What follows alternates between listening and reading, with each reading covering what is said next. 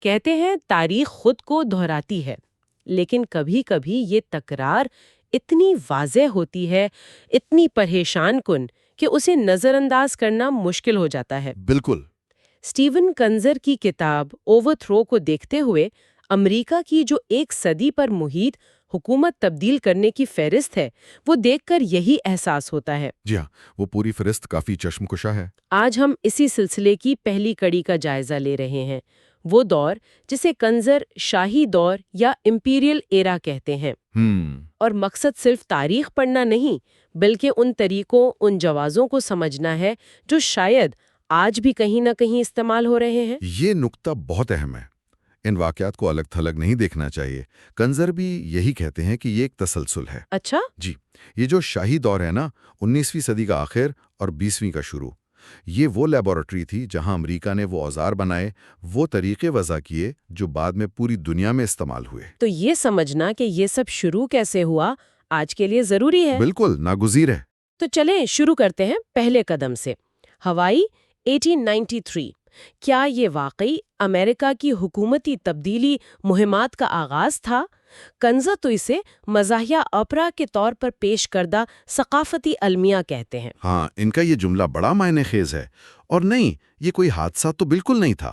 تو پھر کیا تھا؟ اس کے پیچھے صاف صاف معاشی اور سیاسی محرکات تھے۔ دیکھیں، ہوائی میں امریکی مشنری تھے، ان کی اولادیں، جو وہاں گئے تو تھے روحانی روشنی پھیلانے، لیکن وقت کے ساتھ ساتھ وہ بڑے زمیندار، کاروباری بن گئے۔ خاص طور پر چینی کی صنعت میں ان کا بڑا عمل دخل تھا۔ اچھا۔ تو جب ملکہ لیلیو کالانی نے کوشش کی کہ ہوائی باشندوں کے حقوق بحال ہوں، امریکی اثر و رسوخ کم ہو، تو ان مفادات کو لگا خطرہ۔ یعنی وہ تہذیب سکھانے کا مشن پس پش چلا گیا اور معاشی مفادات سامنے آ گئے؟ بالکل، اصل کہانی یہی تھی۔ اس میں کردار تھے جیسے لارن تھرسٹن، ایک امریکن نجات وکیل، کاروباری، جی، جس نے وہ کمیٹی آف سیفٹی بنائی، اور امریکی وزیر جان ایل اسٹیونز، جو خود الحاق کے بڑے حامی تھے۔ تو اسٹیونز کا کیا کردار تھا اس میں؟ اسٹیونز نے تو حد ہی کر دی۔ امریکی بحری جہاز تھا یو ایس ایس بوسٹن، اس سے 160 سے زیادہ مسلح فوجی اتار دیے، سیدھا ملکہ کے محل کے قریب۔ اوہ! کنزر واضح لکھتے ہیں کہ اگر یہ فوجی وہاں نہ ہوتے، ان کی دھمکی نہ ہوتی، تو شاید یہ بغاوت کامیابی نہ ہو پاتی۔ یہ تو طاقت کا کھلا مظاہرہ تھا۔ یہ تو سیدھی مداخلت ہوئی۔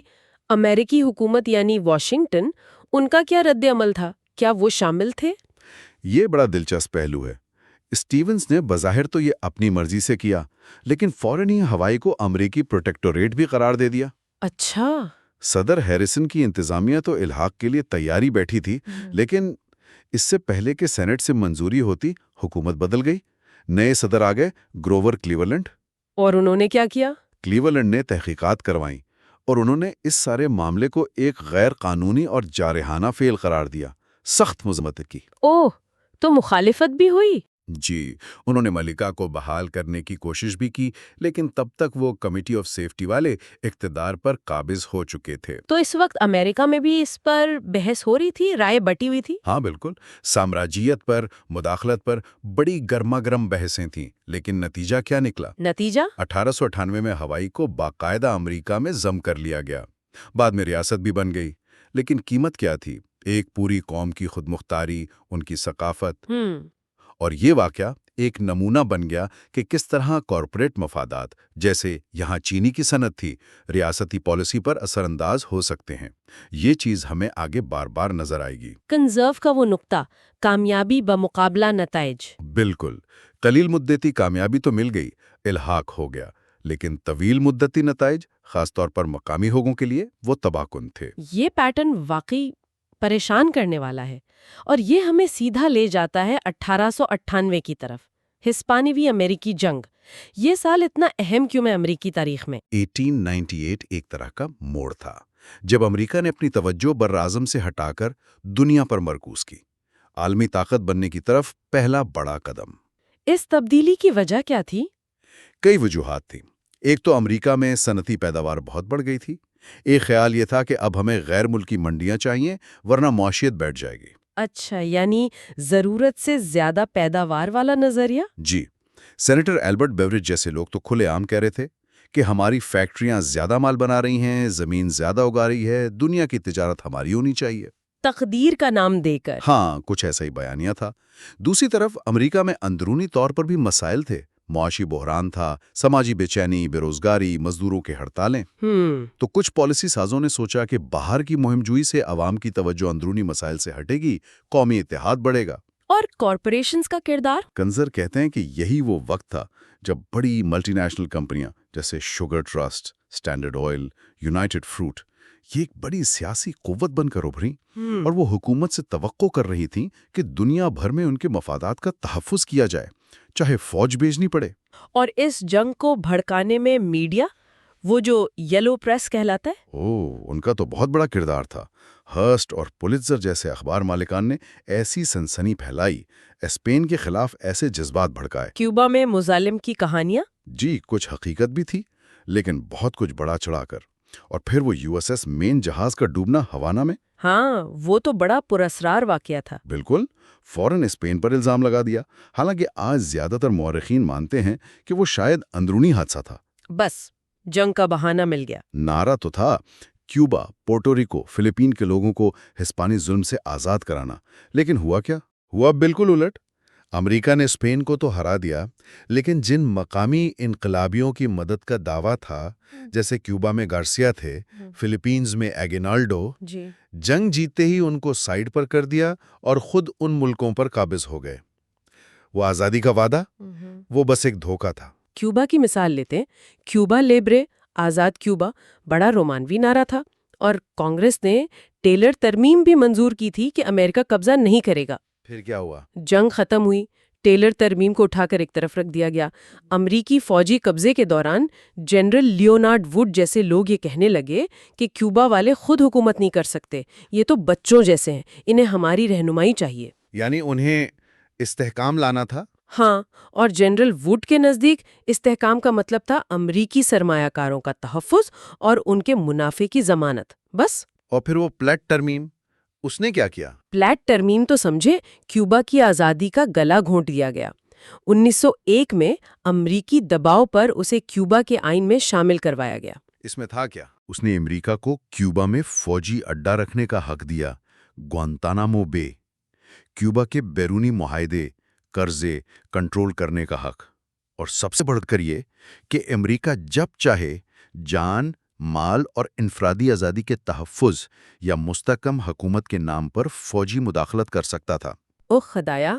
جنرل ووڈ نے خود مانا کہ اس ترمیم کے بعد کیوبا کے پاس کوئی خاص آزادی بچی ہی نہیں۔ اس کے طویل مدتی نتائج؟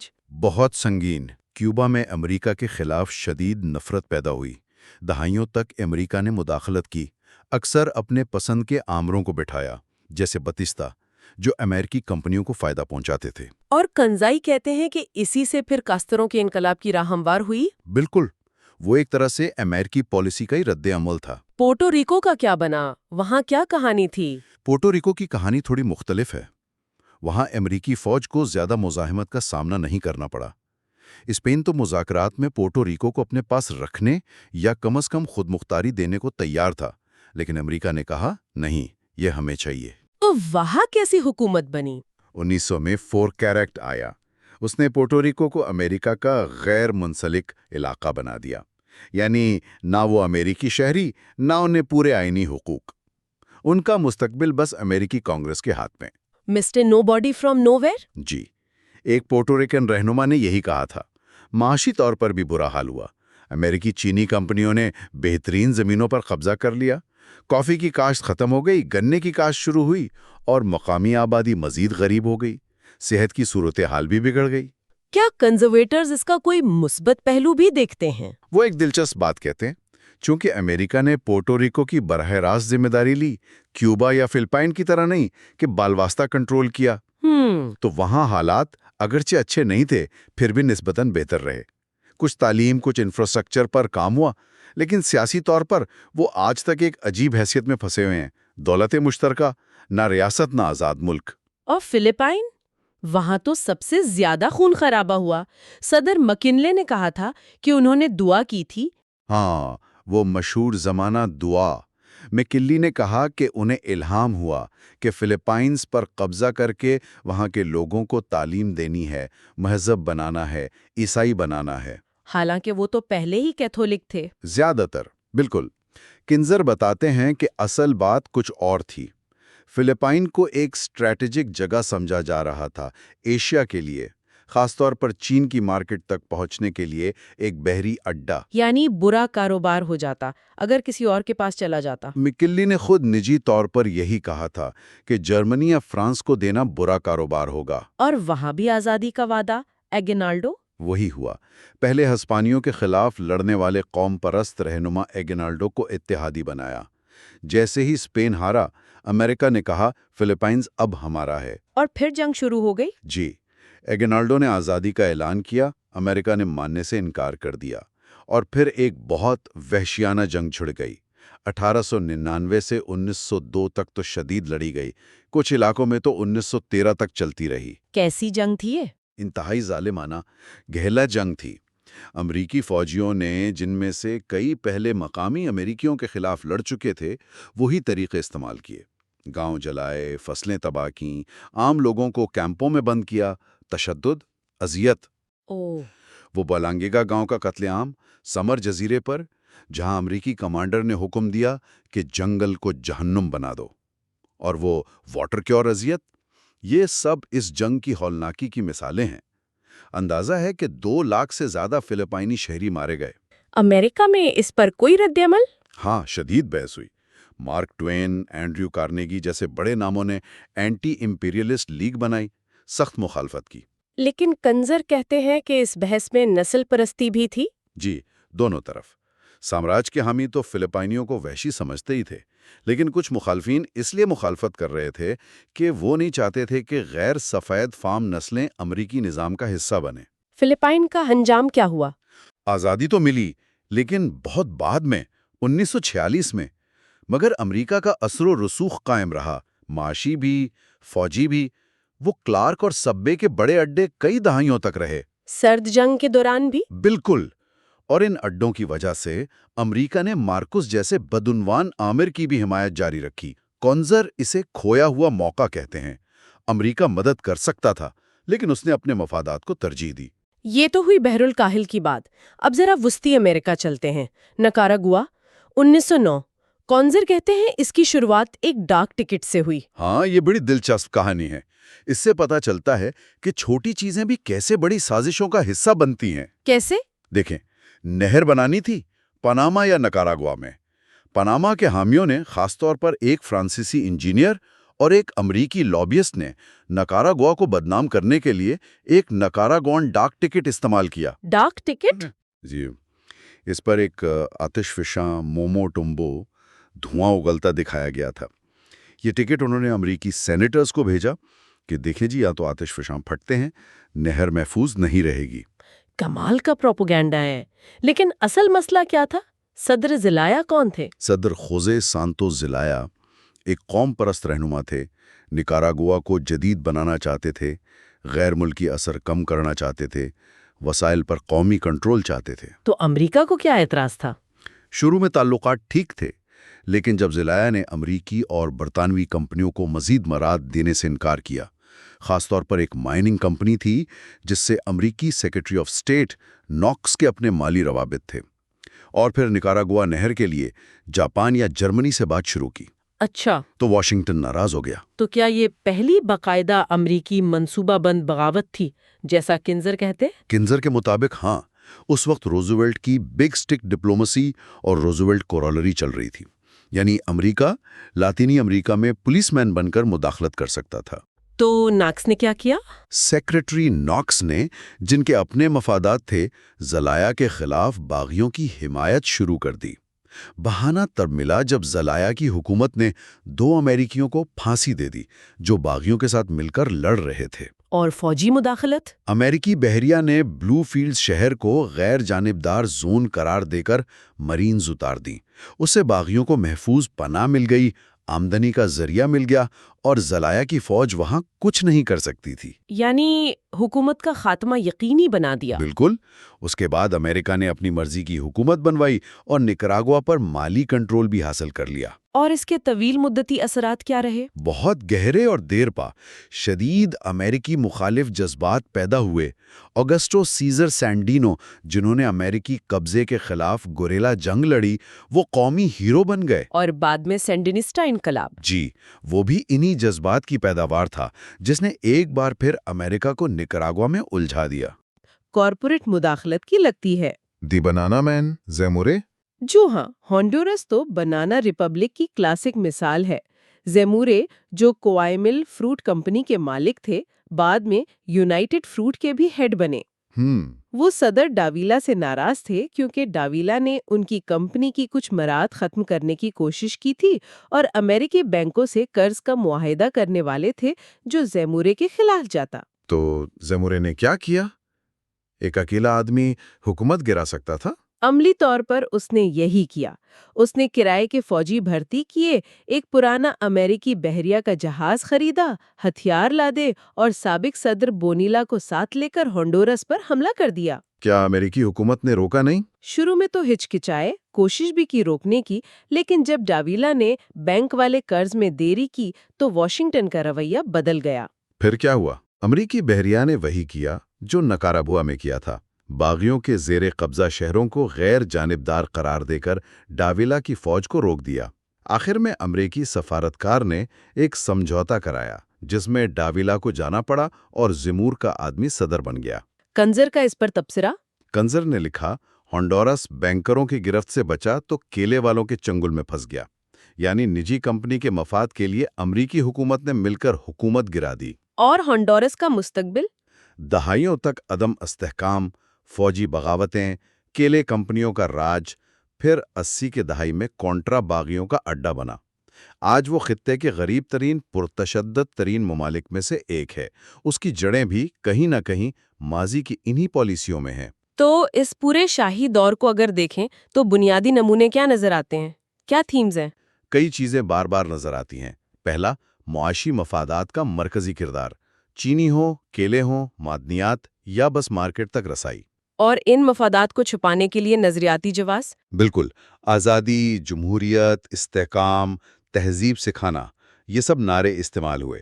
دوسرا، امریکی فوجی طاقت کا استعمال، چاہے براہ راست حملہ ہو یا صرف دھمکی۔ تیسرا، مقامی اتحادی کٹ پتلیاں تلاش کرنا اور انہیں اقتدار میں لانا۔ چوتھا، مداخلت کو جائز ثابت کرنے کے لیے کہانیاں گھڑنا، واقعات کو توڑ مروڑ کر پیش کرنا۔ کنزرو جو سوال پوچھتے ہیں، یہ آپریشن کیوں ہوئے اور نتیجے کیا نکلے؟ کیوں ہوئے؟ بنیادی طور پر امریکی طاقت بڑھانے، امریکی کاروبار کے لیے دنیا کو محفوظ بنانے کے لیے۔ نتائج؟ قلیل مدتی کامیابیاں تو ملی، حکومتیں گر گئیں، معاہدے ہو گئے۔ لیکن طویل مدتی؟ طویل مدتی نتائج تقریباً ہمیشہ منفی رہے۔ ان ممالک کے لیے بھی جہاں مداخلت ہوئی، عدم استحکام، غربت، آمریت، نفرت، اور خود امریکہ کے لیے بھی۔ امریکہ کے لیے کیسے؟ ان مداخلتوں نے امریکہ مخالف جذبات پیدا کیے جو آج تک ہیں، اور اکثر غیر متوقع طور پر بلو بیک یعنی رد عمل کی صورت میں سامنے آتے ہیں۔ تو بنیادی نقطہ یہ ہوا کہ یہ شاہی دور صرف ماضی کا قصہ نہیں، اس نے مستقبل کی امریکی پالیسی کی بنیاد رکھی۔ وہ طریقے، وہ جواز، وہ بس شکل بدلتے رہے۔ بالکل، اور یہاں ایک سنجیدہ بات ہے سوچنے والی، خاص طور پر آج کے حالات میں۔ کنزرو کا مرکزی خیال یہی ہے کہ یہ مداخلتیں، جن کا مقصد امریکی مفادات اور سلامتی کو بڑھانا تھا، اکثر الٹا اثر کرتی رہیں۔ الٹا اثر؟ جی، انہوں نے دنیا میں عدم استحکام کی بیج بوئے، دشمن پیدا کیے اور آخرکار امریکی سلامتی کو مضبوط نہیں کیا، کمزور کیا۔ یہ سمجھنا کہ یہ پیٹرن 100 سال سے زیادہ سے چل رہا ہے، یہ ہمیں آج کی دنیا کے تنازعات اور مستقبل کی ممکنہ مداخلتوں کے بارے میں زیادہ احتیاط سے سوچنے پر مجبور کرتا ہے۔ کیا ہم واقعی ماضی سے کچھ سیکھ رہے ہیں؟ یہ سوال واقعی بہت اہم ہے اور غور طلب ہے۔ اس گہرے جائزے میں ہمارے ساتھ شامل ہونے کا بہت شکریہ۔ سرد جنگ کی بساط پر ایک وقت ایسا بھی آیا جب کھلی جنگ کے بجائے پردوں کے پیچھے سے کھیل کھیلا جانے لگا۔ جی بالکل۔ بڑی فوجی کارروائیوں کی جگہ وہ خفیہ سرگوشیوں نے لے لی، سازشیں، حکومتوں کو خاموشی سے بدل دینا۔ آج ہم سٹیفن کنزر کی کتاب اوورتھرو کہ دوسرے حصے کو دیکھ رہے ہیں، یعنی وہ دور جب امریکہ نے دنیا بھر میں حکومتیں تبدیل کرنے کے لیے خفیہ کارروائیاں کی۔ جی، پوشیدہ کارروائیوں والا حصہ۔ ہاں، تو یہ سوال ذہن میں آتا ہے کہ یہ فیصلے کیوں ہوئے اور ان کے اثرات آج تک کتنے گہرے ہیں؟ دیکھیں، اس دور کو سمجھنے کے لیے سرد جنگ کا پس منظر بہت اہم ہے۔ صحیح۔ سوویت یونین سے مقابلہ تو تھا، عالمی اثر و رسوخ کی جنگ تھی، لیکن ایٹمی ہتھیاروں کی وجہ سے براہ راست ٹکراؤ وہ بہت خطرناک ہو گیا تھا۔ بالکل ناقابل تصور، بالکل۔ تو ایسے میں CIA جیسی نئی ایجنسی کے ذریعے خفیہ آپریشنز وہ آپ کہہ لیں ایک راستہ نظر آیا۔ اچھا۔ اور اس حکمت عملی کو آگے بڑھانے میں دو بھائیوں کا کردار بہت اہم تھا، ڈلس برادران۔ جان فاسٹر ڈلس اور ایلن ڈلس۔ جی، جان فاسٹر وزیر خارجہ بنے اور ایلن ڈلس CIA کے سربراہ، اور ان دونوں کا پس منظر بھی دلچسپ ہے۔ وہ کارپوریٹ قانون والا سولیون اینڈ کرومویل؟ بالکل، وال سٹریٹ کی بڑی فرم، اور دونوں میں کمیونزم کے خلاف ایک شدید نظریاتی مخالفت تھی۔ تو یہ پس منظر صرف اتفاق نہیں تھا؟ نہیں، میرا نہیں خیال، یہ ان کے عالمی نظریات اور پھر پالیسی فیصلوں پر بھی اثر انداز ہوا۔ تو آئیے پہلی مثال دیکھتے ہیں، ایران 1953۔ یہ شاید سب سے مشہور کیسز میں سے ایک ہے۔ جی ہاں، اور ایک طرح سے یہ بنیاد بنا مستقبل کی کئی کارروائیوں کی۔ محمد مصدق ایران کے منتخب وزیر اعظم تھے، قوم پرست رہنما۔ بالکل، اور انہوں نے ایک بہت بڑا قدم اٹھایا تھا، ایران کے تیل کو قومی ملکیت میں لے لیا تھا، جو اس وقت تک زیادہ تر برطانیہ کے کنٹرول میں تھا۔ جی، اینگلو ایرانین آئل کمپنی، جو بعد میں BP بنی۔ تو برطانیہ کے لیے تو یہ ناقابل برداشت تھا۔ ظاہر ہے، قومی وقار کا بھی مسئلہ تھا اور معیشت کا بھی۔ تو انہوں نے فوراً امریکہ سے مدد مانگی اور مصدق کے خلاف ایک بڑی پروپیگنڈا مہم شروع کی۔ انہیں کیا کہا گیا؟ پاگل، غیر متوازن؟ جی، یہ سب کچھ، کہ وہ غیر منطقی ہیں، جذباتی ہیں، مغرب کے لیے خطرہ ہیں اور شاید کمیونسٹوں کے ساتھ ہیں۔ اچھا۔ اور آئزن ہاور انتظامیہ، خاص طور پر ڈلس برادران، جو پہلے ہی کمیونزم سے بہت فکر مند تھے، وہ اس بات سے یوں سمجھیں قائل ہو گئے۔ تو نتیجہ نکلا آپریشن ایجیکس۔ CIA نے کیا کیا اس میں؟ کیا صرف منصوبہ بندی تھی یا؟ نہیں، یہ مکمل مداخلت تھی۔ CIA نے باقاعدہ منصوبہ بنایا، آپریشن ایجیکس۔ کرمٹ روزویلٹ نے اسے لیڈ کیا، سنا ہے۔ جی ہاں، کرمٹ روزویلٹ، جو تھیوڈور روزویلٹ کے پوتے تھے، اس نام کا بھی اپنا ایک وزن تھا۔ منصوبہ کئی سطحوں پر تھا۔ شاہ ایران، جو اس وقت ملک سے باہر تھے، انہیں بغاوت کی حمایت کے لیے تیار کیا گیا۔ اور ایران کے اندر؟ ایران کے اندر مقامی ایجنٹ، صحافی، مذہبی عناصر، ان سب کو استعمال کر کے مصدق کے خلاف مظاہرے کروائے گئے۔ فوج میں افسران کو خریدا گیا، ان پر دباؤ ڈالا گیا، اور پھر حکومت گر گئی۔ جی، ایک مختصر لیکن شدید افراتفری پھیلائی گئی اور مصدق کی حکومت ختم، انہیں گرفتار کر لیا گیا۔ فوری طور پر تو یہ بہت بڑی کامیابی لگی ہوگی نا امریکہ اور برطانیہ کو، شاہ واپس آ گئے، تیل تک رسائی مل گئی۔ بلا شبہ، مختصر مدت میں تو یہ بالکل کامیاب آپریشن تھا۔ شاہ واپس آئے، ان کی طاقت پہلے سے زیادہ ہو گئی، امریکی تیل کمپنیوں کو کنسورشیم میں بڑا حصہ ملا۔ لیکن یہیں سے وہ بلو بیک شروع ہوا، وہ غیر متوقع منفی نتیجہ جس کی بات کنزر بار بار کرتے ہیں، یعنی 1979 کا انقلاب۔ بالکل، شاہ کی بڑھتی ہوئی آمریت، امریکی حمایت، اس نے عوام میں شدید نفرت پیدا کی، اور یہی نفرت دہائیوں بعد اسلامی انقلاب کی شکل میں سامنے آئی، جس نے پورے خطے کو بدل دیا۔ ہاں، اور امریکہ کو ایک مستقل دشمن مل گیا۔ یہ بات بھی اہم ہے کہ اس وقت بھی امریکی نظام کے اندر CIA اور اسٹیٹ ڈپارٹمنٹ میں کچھ لوگ اس آپریشن کے خلاف تھے۔ اچھا، وہ خبردار کر رہے تھے؟ جی، وہ طویل مدتی نتائج سے ڈر رہے تھے، لیکن ان کی سنی نہیں گئی۔ ایران کے صرف ایک سال بعد 1954 گوٹے مالا میں بھی کچھ ایسا ہی ہوا۔ وہاں کیا محرکات تھے؟ کیا وہ بھی تیل تھا؟ نہیں، وہاں تیل نہیں تھا، وہاں معاملہ زمین کا تھا، اور ایک بہت بڑی امریکی کمپنی کا۔ United fruit company? جی، united fruit company. Guatemala میں 1944 سے 1954 تک ایک دہائی تھی جسے جمہوری بہار کہتے ہیں۔ اس دوران اصلاح پسند رہنما آئے، پہلے ایریوالو، پھر ان کے بعد جکوبو آربنز صدر بنے۔ اور آربنز نے زرعی اصلاحات شروع کی؟ جی، ایک بڑا جرأت مندانہ پروگرام تھا۔ مقصد یہ تھا کہ یونائٹڈ فروٹ کمپنی کی جو وسیع زمینیں تھیں، جو استعمال بھی نہیں ہو رہی تھیں، انہیں لے کر غریب کسانوں میں بانٹا جائے۔ تو یونائٹڈ فروٹ کمپنی، اس کا امریکی حکومت پر کتنا اثر تھا؟ آپ نے ڈلس بلادران کا ذکر کیا تھا۔ جی، یہ بہت اہم نقطہ ہے۔ یونائٹڈ فروٹ گواٹے مالا میں ایک ریاست کے اندر ریاست جیسی تھی، اور امریکہ میں اس کا اثر بہت گہرا تھا۔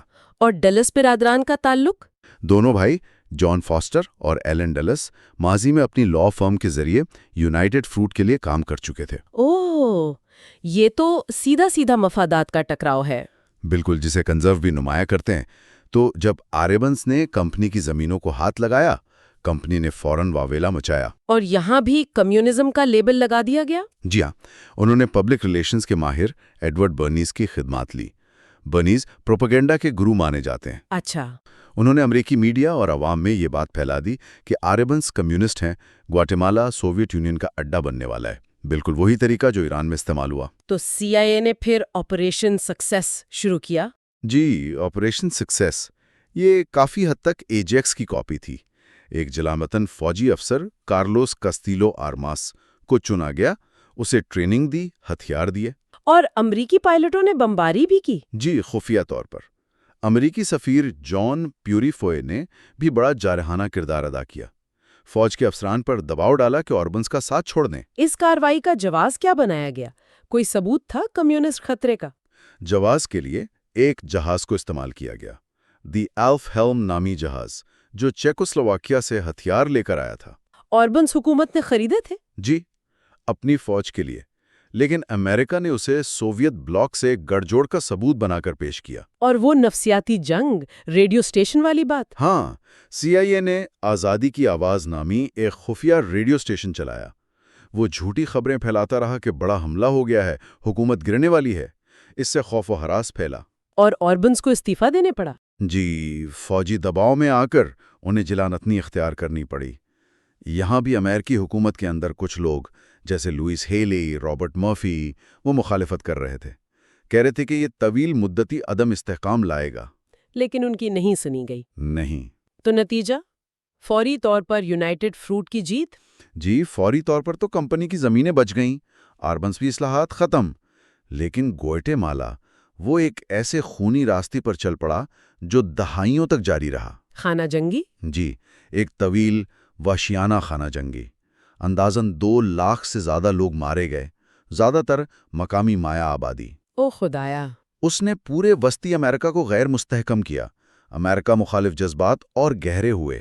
بہت بعد میں 1999 میں صدر کلنٹن نے گواٹے مالا جا کر باضابطہ طور پر معافی مانگی۔ یہ تسلیم کیا کہ غلطی ہوئی تھی؟ جی، کہ اس خفیہ کارروائی کے نتیجے کتنے تباہ کن تھے۔ اب ایشیا کی طرف آتے ہیں۔ ویتنام، 1963۔ یہ معاملہ اور بھی پیچیدہ لگتا ہے کیونکہ یہاں امریکہ نے اپنے ہی حمایت یافتہ رہنما نگوڈن ڈھیم کو ہٹانے میں کردار ادا کیا۔ یہ واقعی بہت پیچیدہ اور المناک کہانی ہے۔ فرانسیسیوں کے جانے کے بعد 1954 کے جنیوا معاہدے نے ویتنام کو عارضی طور پر شمال اور جنوب میں بانٹا تھا۔ اور 2 سال بعد انتخابات ہونے تھے؟ جی، 1956 میں، تاکہ ملک متحد ہو جائے۔ لیکن امریکہ کو ڈر تھا کہ ان انتخابات میں کمیونسٹ رہنما ہو چی من جیت جائیں گے۔ بہت زیادہ امکان تھا شاید۔ جی، تو امریکہ نے انتخابات رکوائے اور جنوبی ویتنام میں ایک الگ غیر کمیونسٹ ریاست بنانے کا فیصلہ کیا، اور اس کے لیے انہوں نے نیگو ڈیم کو چنا۔ ایک قوم پرست لیکن کیتھولک رہنما؟ جی، انہیں صدر بننے میں مدد دی۔ تو شروع میں تو سب ٹھیک چل رہا ہوگا امریکی منصوبے کے مطابق، پھر کیا ہوا؟ ڈیم ایک آمر ثابت ہوئے۔ اقتدار ان کے خاندان، خاص طور پر بھائی نوبڈن نو اور بھابھی میڈم نو کے ہاتھ میں آ گیا۔ اور وہ بدھ مت کے ماننے والوں کے خلاف تھے؟ ہاں، وہ خود کیتھولک تھے اور انہوں نے ملک کی اکثریتی بدھ آبادی کے خلاف سخت پالیسیاں اپنائیں۔ اس سے شدید بے چینی پھیلی۔ اور پھر وہ واقعہ ہوا، تھکوانگ ڈیک کی خود سوزی والا؟ جی، 1963 میں حکومتی جبر کے خلاف احتجاج کرتے ہوئے ایک بزرگ بدھ راہب نے سائیگون میں خود کو آگ لگا لی۔ اس کی تصاویر میلکم براؤن کی کھینچی ہوئی وہ دنیا بھر میں پھیل گئیں۔ اس نے تو ہلچل مچا دی ہوگی۔ بالکل، ڈیم کی حکومت کی ساخت تباہ ہو گئی۔ اب واشنگٹن میں کینیڈی انتظامیہ مشکل میں پڑ گئی کہ ڈیم کی حمایت جاری رکھیں یا انہیں ہٹا دیں۔ جی، انتظامیہ بری طرح تقسیم تھی۔ کچھ لوگ جیسے اسٹیٹ ڈپارٹمنٹ میں راجر ہلزمن، وہ سمجھتے تھے کہ ڈیم کو ہٹانا ضروری ہے۔ اور انہوں نے وہ ویکینڈ کیبل بھیجی؟ جی، جس میں جنوبی ویتنامی جرنیلوں کو ایک طرح سے ہری جھنڈی دکھائی گئی کہ اگر وہ بغاوت کریں تو امریکہ مخالفت نہیں کرے گا۔ نئے سفیر ہنری کیبٹ لاج نے بھی اس کی حمایت کی۔ لیکن اس پر اتفاق نہیں تھا، مخالفت بھی تھی۔ مخالفت بہت سخت تھی۔ فوج کے سربراہ جنرل ٹیلر، وزیر دفاع میکنامارا، CIA ڈائریکٹر میکون، حتیٰ کہ رابرٹ کینیڈی بھی۔ وہ سب فکر مند تھے۔ جی، ان کا خیال تھا کہ ڈیم کو ہٹانے سے افراتفری پھیلے گی، امریکہ جنگ میں مزید پھنس جائے گا۔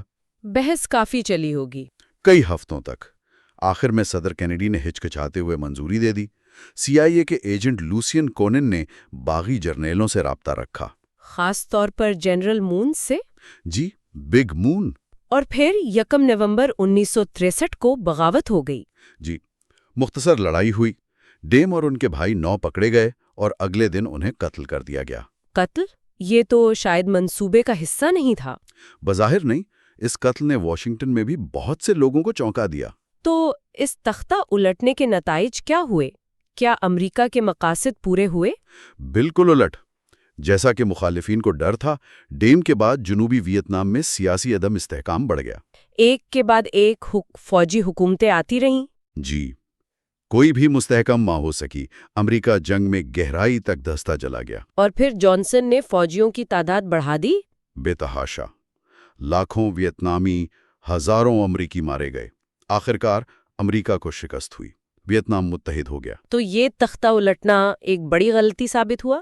بہت سے لوگ بشمول اس وقت کے پالیسی ساز بعد میں اسے ایک بڑی اسٹریٹجک غلطی مانتے ہیں جس نے امریکہ کو ایک نہ جیتنے والی جنگ میں دھکیل دیا۔ چوتھی اور آخری مثال آج کی گفتگو کی، چلے 1970 کی دہائی، یہاں بھی ایک منتخب رہنما سلواڈور آیندے۔ جی، سلواڈور آیندے 1970 میں جمہوری طور پر صدر منتخب ہوئے۔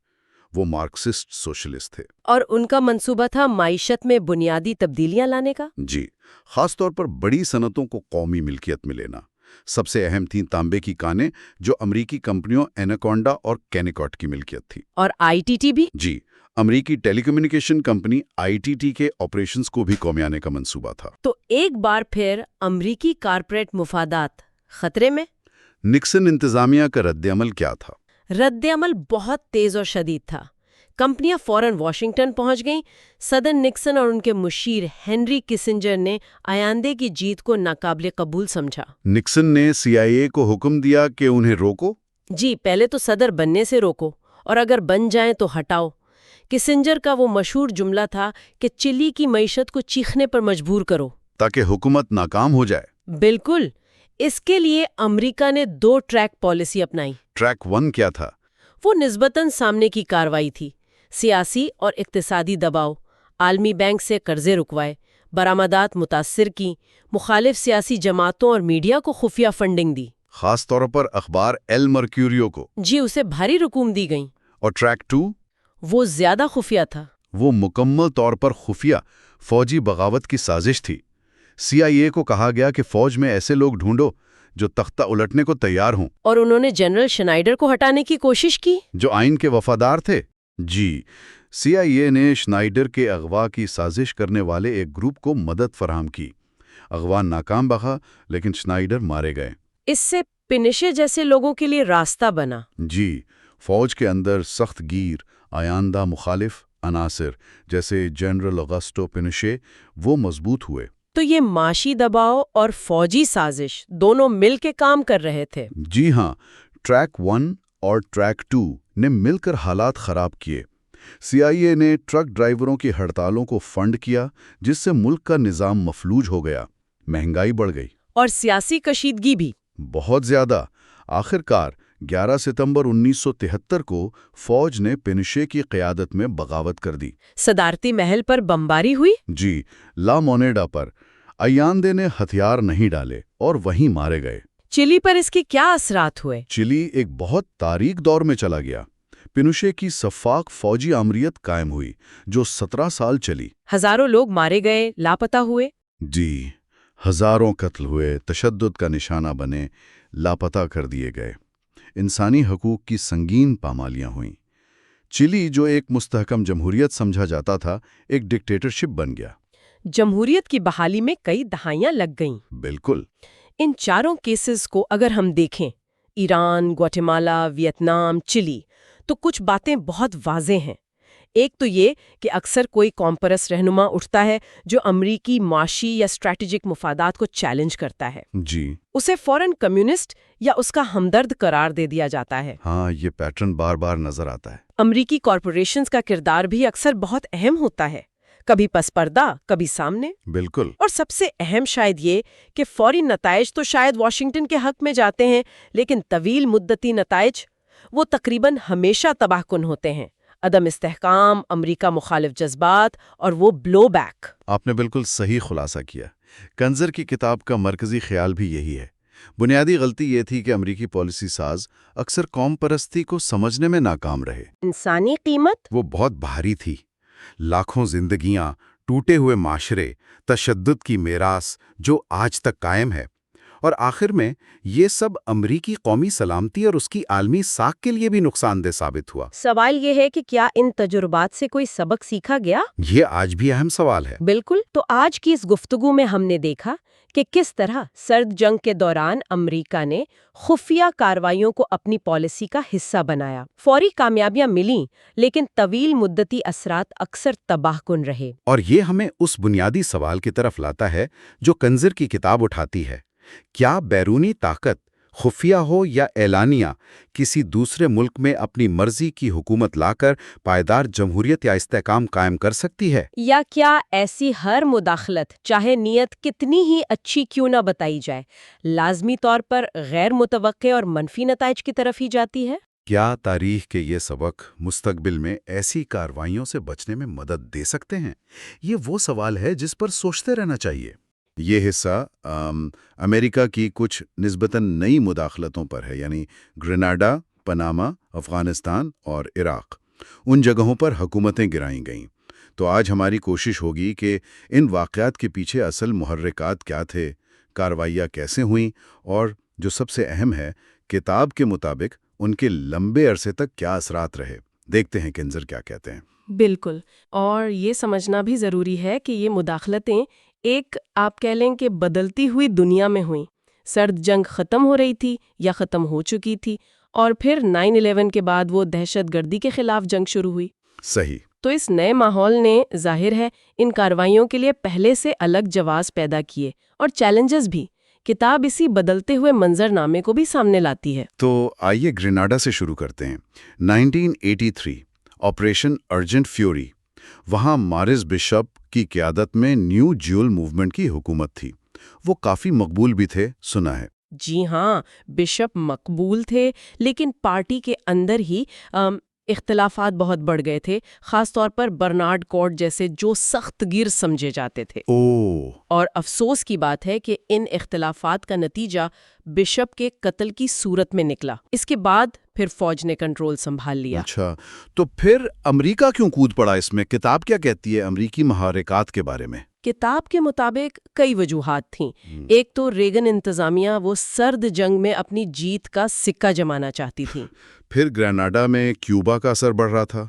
खास तौर पर वो एक नया हवाई अड्डा बना रहे थे, उस पर अमेरिका को तशवीश थी। ठीक। और सरकारी तौर पर तो ये कहा गया कि अमेरिकी मेडिकल तलबा की हिफाजत करनी है, लेकिन कंजर ये दलील देती हैं कि ये शायद एक आसान बहाना था असल मकसद हासिल करने के लिए। और असल मकसद आपके ख्याल में या किताब के ख्याल में ताकत का मुजाहरा था? कंसीजर का तज्जिया तो यही कहता है।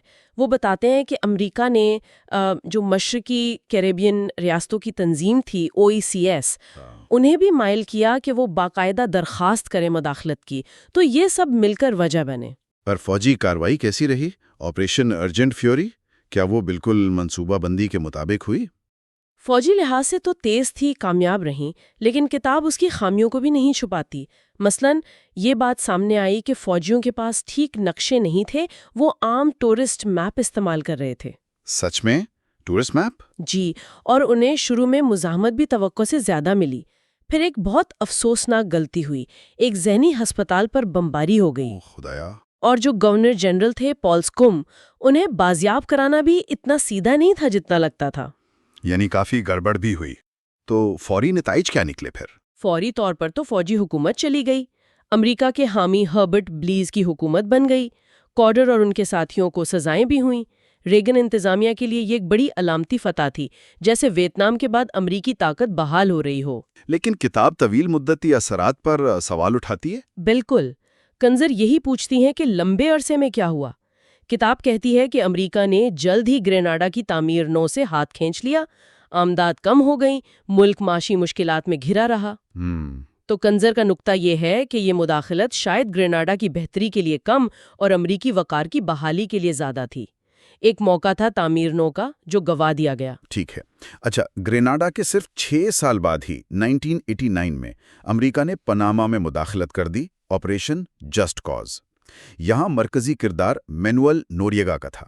ایک وقت میں تو وہ CIA کے بندے تھے۔ جی ہاں، نوریگا کی کہانی تو بہت ہی دلچسپ اور پیچیدہ ہے۔ وہ CIA کے لیے کام کرتے رہے، لیکن ساتھ ساتھ ان پر منشیات کی اسمگلنگ کے بہت سنگین الزامات لگ رہے تھے۔ اور وہ ان کے ایک ناقد تھے، ڈاکٹر ہیوگو اسپادافورا، ان کا قتل۔ ہاں، وہ بہت ہی بھیانک واقعہ تھا۔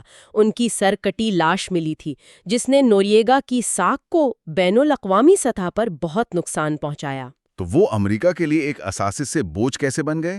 کتاب کیا بتاتی ہے اس بارے میں؟ دیکھیں، کنزر کے مطابق وقت کے ساتھ ساتھ نوریگا امریکہ کے لیے ناقابل برداشت ہوتے گئے۔ امریکہ میں ان پر منشیات کے الزامات میں فرجرم عائد ہو گئی۔ اچھا۔ پاناما میں ان کے خلاف ایک فوجی بغاوت بھی ہوئی تھی، میجر گیرالڈی کی، جو ناکام رہی۔ امریکہ نے اس میں براہ راست کچھ نہیں کیا، لیکن اس سے نوریگا کی پوزیشن کمزور ہوئی۔ اور پھر کوئی فوری وجہ بنی حملے کی؟ جی، آخر میں ایک امریکی فوجی لیفٹیننٹ رابرٹ پاز، ان کا قتل ہو گیا۔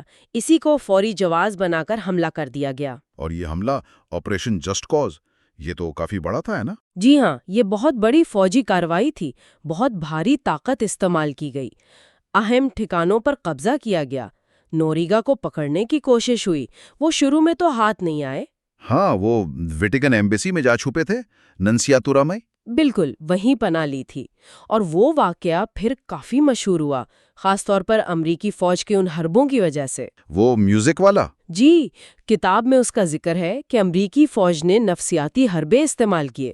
سفارت خانے کے باہر بہت اونچی آواز میں مسلسل راک میوزک بجایا گیا، گانے جیسے یو نو گڈ اور آئی فاٹ دا لا۔ واقعی یہ تو فلمی سین لگتا ہے۔ ہاں بالکل۔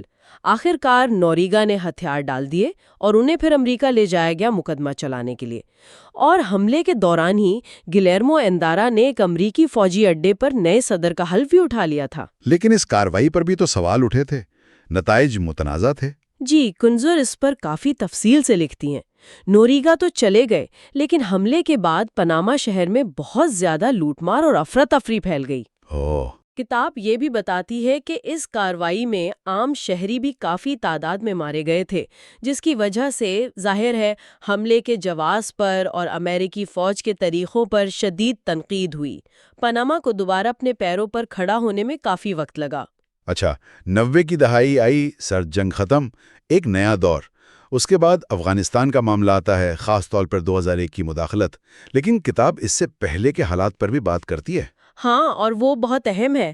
کنزر کے مطابق 1989 میں جب سوویت یونین افغانستان سے نکلا تو امریکہ نے وہاں سے اپنی توجہ بڑی حد تک ہٹا لی۔ مطلب انہیں چھوڑ دیا؟ ایک طرح سے۔ حالانکہ اس وقت کی نجیب اللہ حکومت اور عبدالحق جیسے جو پرانے مجاہدین کمانڈر تھے وہ خبردار کر رہے تھے کہ خطرہ ہے، لیکن امریکہ نے زیادہ دھیان نہیں دیا۔ تو اس خلا کا نتیجہ کیا نکلا؟ نتیجہ یہ کہ ملک خانہ جنگی کا شکار ہو گیا۔ پھر طالبان ابھرے۔ کتاب میں پاکستانی ISI کے کردار کا بھی ذکر ہے طالبان کے عروج میں، اور پھر القاعدہ نے افغانستان کو اپنا بڑا اڈا بنا لیا۔ آپ نے عبدالحق کا ذکر کیا تھا، ان کی کہانی کتاب میں کیوں اہم بتائی گئی ہے؟ عبدالحق ایک اہم پشتون کمانڈر تھے، سوویت جنگ لڑی تھی۔ وہ کافی آزاد سوچ رکھتے تھے اور طالبان کے بعد والے افغانستان کے لیے ان کا اپنا ایک منصوبہ تھا۔ کنزر بتاتی ہیں کہ 9/11 کے بعد عبدالحق نے کوشش کی کہ طالبان کے خلاف ملک کے اندر سے ہی مزاحمت منظم کریں۔ اچھا۔ لیکن وہ طالبان کے دھوکے میں آ گئے، پکڑے گئے اور مار دیے گئے۔ کتاب اسے افغانستان کے مستقبل کے لیے ایک بڑا نقصان قرار دیتی ہے۔ اور پھر 9/11 ہو گیا، جس نے سب کچھ بدل دیا۔ بالکل۔ 9/11 حملوں کے بعد تو امریکی مقاصد بالکل واضح تھے، حملوں کا بدلہ لینا، القاعدہ کا خاتمہ کرنا اور طالبان حکومت کو ہٹانا جس نے القاعدہ کو پناہ دی ہوئی تھی۔ تو 2001 کی جو فوجی مداخلت تھی وہ کس طرح کی تھی؟ کتاب کے مطابق شروع میں تو کروز میسائل داغے گئے، فضائی بمباری ہوئی، زمینی لڑائی کے لیے امریکہ نے زیادہ تر شمالی اتحاد اور دوسری مقامی ملیشیا پر انحصار کیا۔ اچھا، کنزر لکھتی ہیں کہ یہ ملیشیا لڑنے میں کچھ زیادہ پرجوش بھی نہیں لگ رہی تھی۔ امریکی زمینی فوج کی تعداد بہت کم رکھی گئی تھی۔ اور اس کا ایک نتیجہ یہ نکلا جیسا آپ نے پہلے اشارہ دیا کہ توجہ بہت جلد عراق کی طرف چلی گئی؟ جی ہاں، کنزر اس نقطے پر بہت زور دیتی ہیں۔ طالبان حکومت تو فوراً گر گئی، القاعدہ کے کئی لیڈر بھاگ گئے، لیکن ملک کو مستحکم کرنے پر، منشیات کی فصلیں ختم کروانے پر یا جنگی سرداروں کو قابو کرنے پر پوری توجہ نہیں دی گئی۔ کیونکہ عراق زیادہ اہم ہو گیا تھا؟ بالکل، امریکی انتظامیہ کی ساری توجہ عراق پر لگ گئی۔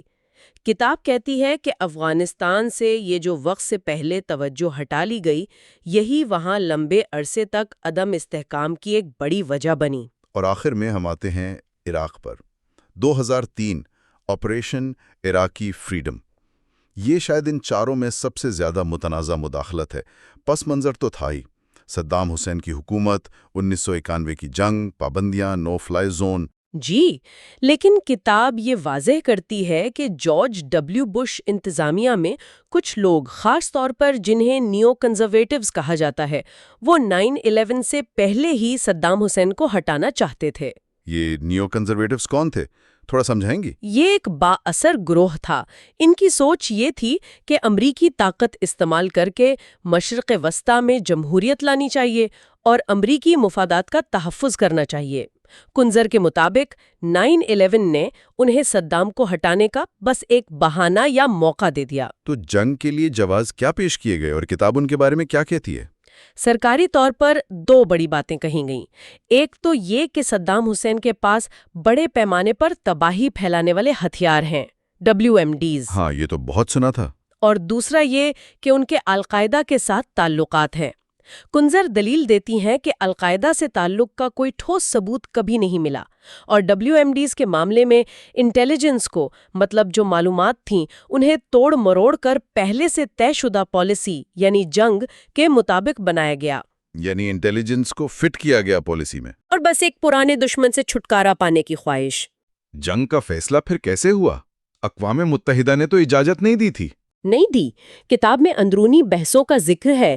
جو اقوام متحدہ کے ہتھیاروں کے انسپیکٹر تھے، انہیں اپنا کام پورا کرنے کا وقت ہی نہیں دیا گیا۔ کولن پاول نے جو اقوام متحدہ میں تقریر کی تھی، وہ دلیلیں بعد میں کمزور ثابت ہوئیں۔ آخر میں سلامتی کونسل کی حمایت کے بغیر ہی امریکہ اور اس کے کچھ اتحادیوں نے حملہ کر دیا۔ فوجی کارروائی تو بہت تیز تھی، سنا ہے بغداد پر قبضہ بہت جلدی ہو گیا تھا۔ جی ہاں، بغداد میں وہ تھنڈر رن والی حکمت عملی کامیاب رہی۔ صدام حکومت بہت تیزی سے گر گئی، لیکن کنزر اسے تباہ کن کامیابی کہتی ہیں۔ تباہ کن کامیابی؟